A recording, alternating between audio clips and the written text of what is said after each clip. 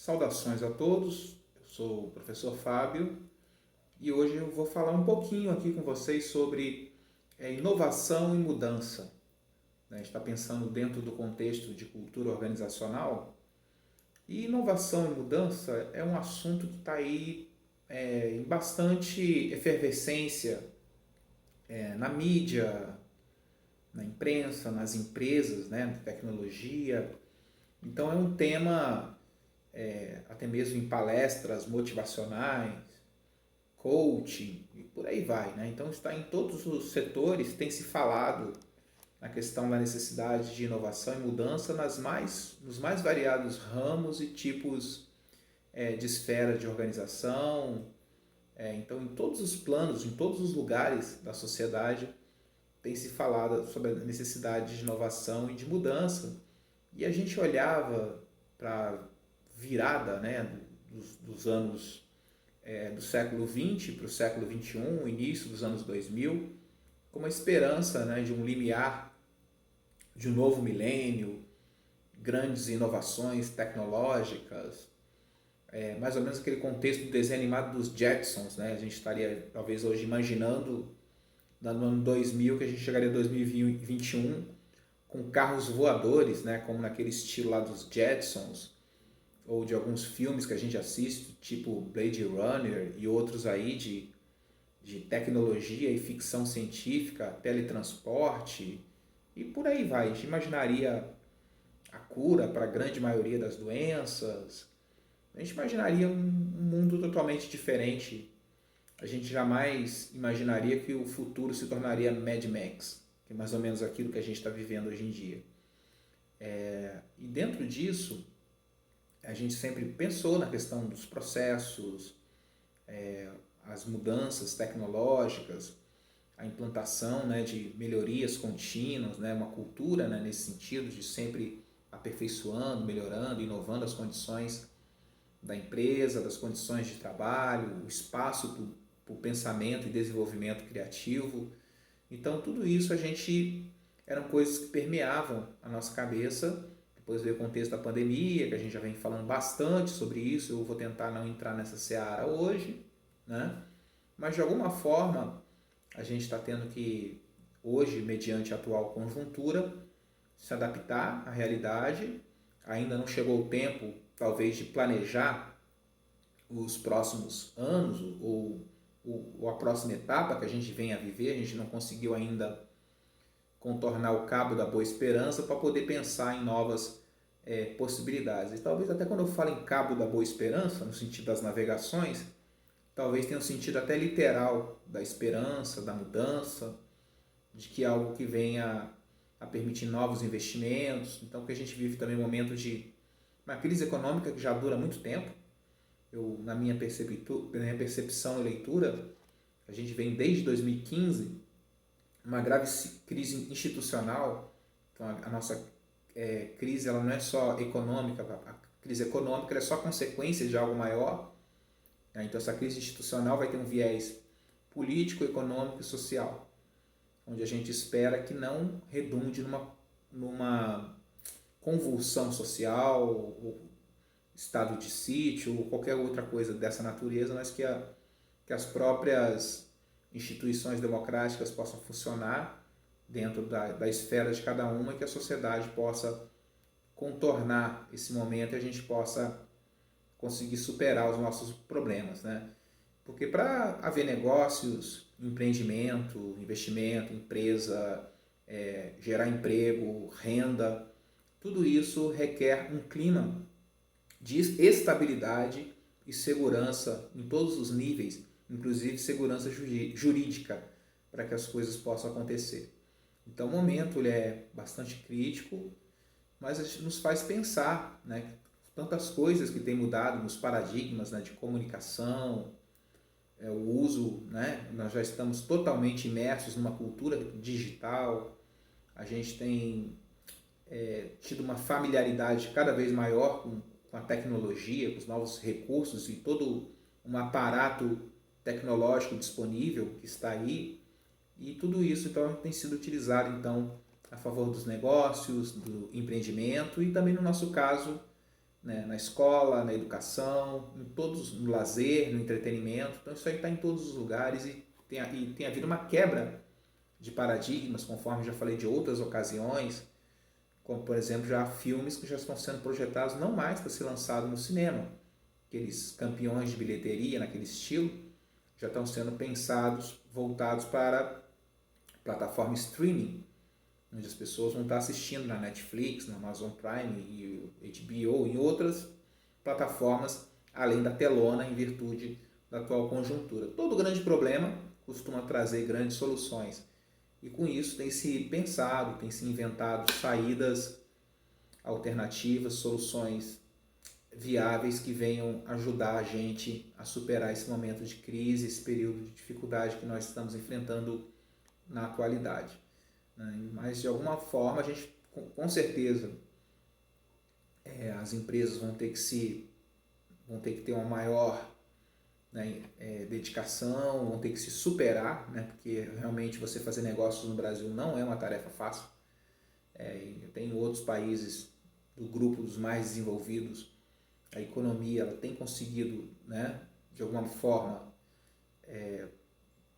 assim, se manter, mas acima de tudo também entra a questão da vacinação em massa, que também já acaba, tenta não falar da pandemia, mas já acaba de uma maneira direta ou indireta entrando no assunto, que para haver retomada dos negócios e as empresas, investimento e até mesmo o capital, o próprio capitalismo em si também, de certa forma, hoje está em crise também, né? Então, se a gente for poder analisar, a pandemia também afeta o capital. Então, as relações, por mais que muitas coisas sejam feitas de modo eletrônico, mas as relações comerciais, questão de importação, exportação, principalmente também que o Brasil está com algumas restrições também no plano internacional por conta da amplidão da Covid, da amplitude da Covid, isso também acaba atrapalhando.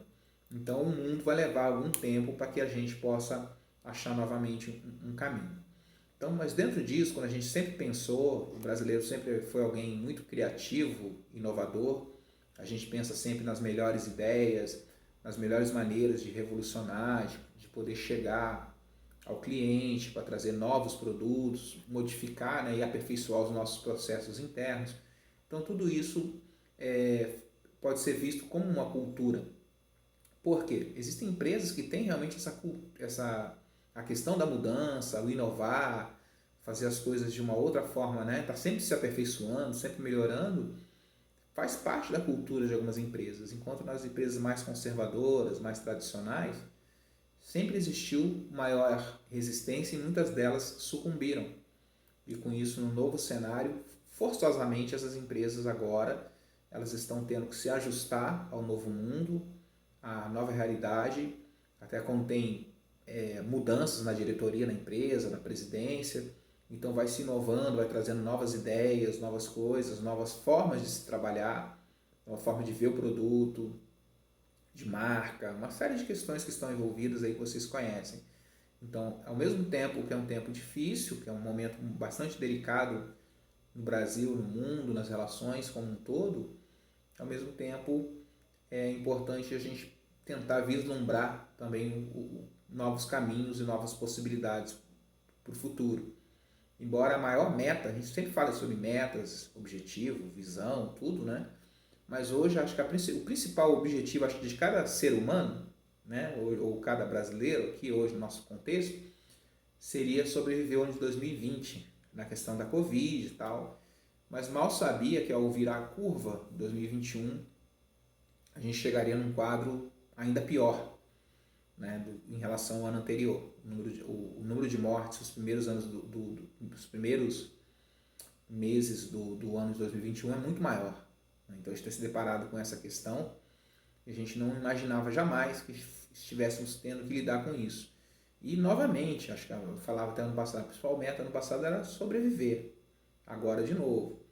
E as empresas, né, também tem essa questão de também o grande desafio de poder manter as portas abertas, se manter funcionando, sobreviver esse período que realmente é uma coisa assim de guerra, né? Se você for num grande hospital, uma coisa assim, você vai ver que é um cenário de guerra, de faltar caixão. Então é um cenário realmente que parece uma guerra mundial. Até alguém chamou, né, comparou, né, a onda de Covid poderia ser chamada de uma terceira guerra mundial, que não envolveu um exército ou de uma nação contra a outra, ou de um grupo de países aliados contra o outro, mas do vírus, né, que chegou e mudou a conjuntura e criou realmente um cenário de guerra.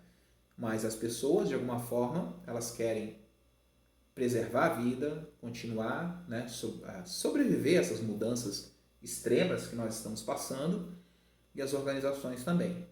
Mas nisso muitas empresas de vários segmentos não estão aguentando, né? Algumas estão fechando a porta. Tem questão do lockdown, que se discute se funciona, se não funciona. Tem gente a favor, tem gente que é contra. Mas o que resolver... Então, mas cada um acaba, né? Que hoje nós temos 220 milhões de infectologistas no Brasil e cientistas, né? Parece que é a impressão que dá. Mas de alguma forma... a solução, né, para que as empresas possam voltar a funcionar, a vida das pessoas volte, né, está no combate que deveria ser ao vírus, que deveria ser uma coisa unificada, envolvendo prefeitos, governos estaduais e federal, né, judiciário, legislativo, empresas privadas, todo mundo, forças armadas, partidos políticos, todo mundo unido em torno de um único objetivo, que é o que tem dado certo nas nações que têm sido bem-sucedidas, né? Então, enquanto aqui a gente está numa grande disputa, numa queda de braço, que acaba se transformando também numa disputa política, e isso é muito complicado, e todos nós estamos sofrendo as consequências, e muita gente está pagando com a própria vida.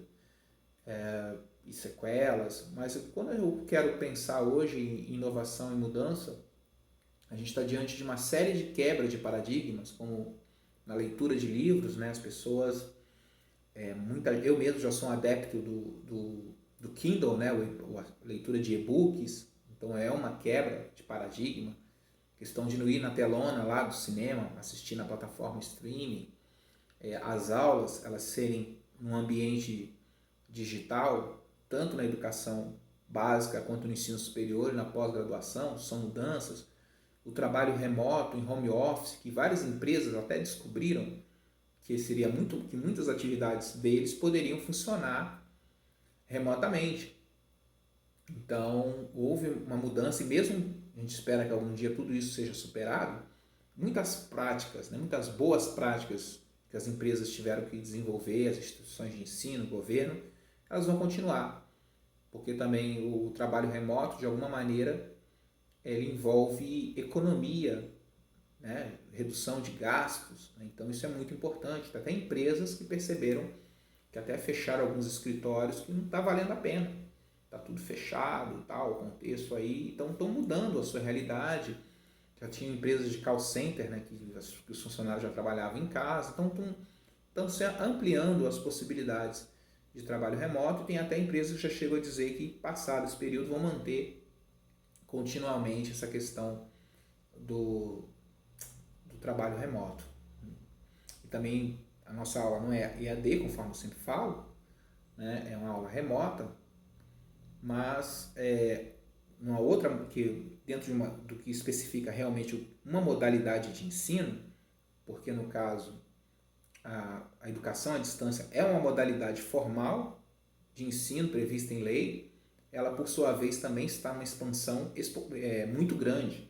Então ela cresceu de uma maneira bastante vigorosa, tanto nos cursos de graduação, os cursos 100% EAD de graduação, como também de pós-graduação lato sensu e cursos de qualificação complementar, horas complementares, formação pedagógica e por aí vai, né? Cursos que se faz, cursos técnicos. Então tudo isso na modalidade EAD de educação à distância houve um boom, houve um crescimento gigantesco nessa área. Então isso é muito importante e é uma nova realidade e que abre espaço também na questão do ensino para outras modalidades de profissional. Vai abrir espaço com isso. Está tendo expansão da educação à distância para o tutor à distância, para o professor EAD, para o investimento em cursos, né, para as empresas empresas especializadas no fornecimento de cursos na modalidade à distância. Então, tudo isso é um campo que está em constante expansão, e isso aí deve ser sempre levado em consideração, deve ser sempre algo a se pensar. Então, hoje em dia, a gente acaba pensando, até uma coisa legal que eu gostaria de colocar aqui para vocês hoje, que por mais que as coisas aconteçam no mundo real, mas muitas ações, muitas investidas, elas se dão no espaço virtual. Então, cada vez mais a gente está navegando no ciberespaço. Então, ou praticando e-commerce, entretenimento, shows, né? Eu falei de cinema, né? Mas shows também têm começado a acontecer também numa modalidade na internet, de uma forma digital, através das plataformas. Já tem até músicos, bandas, né, que fazem shows gratuitos, mas já começam algumas modalidades de venda de show, né? Você paga para poder assistir com a forma que você pagava para ir a um show lá antes.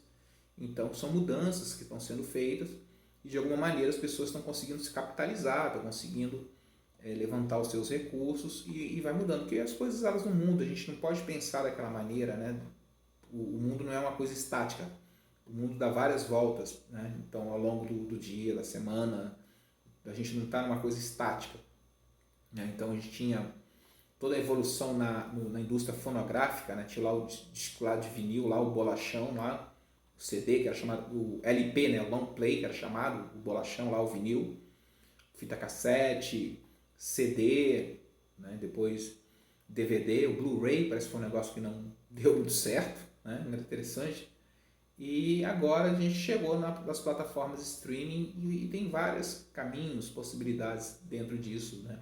De lives, de uma série de questões, de canais, né? De divulgação de ideias, influenciadores, né? Embora muitos deles não são uma questão que eu considero alguns dos nossos influenciadores realmente são totalmente sem conteúdo, sempre há alguém que se escapa, sempre há muita gente inteligente, brilhante, mas sempre também tem alguns que você olha assim, particularmente não vejo nada. Mas cada gosto, né, a pessoa que quiser pagar por tal serviço, ela paga, não está sendo obrigada, mas o que interessa desse tópico é falar que o espaço virtual é um espaço que agora, essa disputa, essa questão do departamento comercial de ir para cima, vender, aquela coisa toda, mais agressiva, isso aí mudou, não está mais no corpo a corpo da loja. Isso aí já está no ambiente virtual, da propaganda no Instagram, da propaganda no Facebook. Tem empresas que ligam, né, para o WhatsApp, ligam no telefone.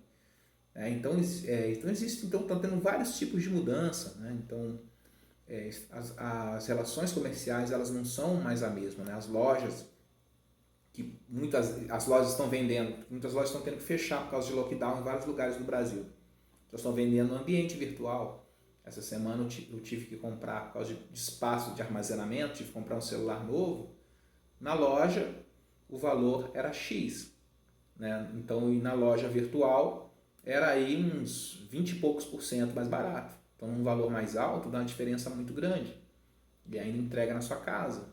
Então, as empresas, né, estão cada vez mais no comércio eletrônico. Estão percebendo essa dificuldade no mundo real, ou da loja aberta, e estão lá cada vez de uma maneira mais efetiva, e eu acredito que muitas delas já vendam, né, muito mais na loja virtual do que na loja física, porque lá você vai ter contato com o vendedor, a operação é mais cara, tem comissão de venda. Na loja virtual não, você entra lá no site, faz a sua operação e acabou. Você comprou e vai entregar na sua casa, paga lá à vista, cartão de crédito, conforme for. Então, é um mundo em constante agora, mudança e transformações bastante aceleradas e acentuadas. Então, eu poderia pegar de 1950 até 2000, num ritmo de 2000 a 2010, e depois nessa década, e talvez agora num intervalo de tempo cada vez menor, as mudanças são cada vez mais rápidas e intensas. A profundidade, a intensidade, a abrangência da mudança, da quebra de paradigmas e transformações é algo gigantesco.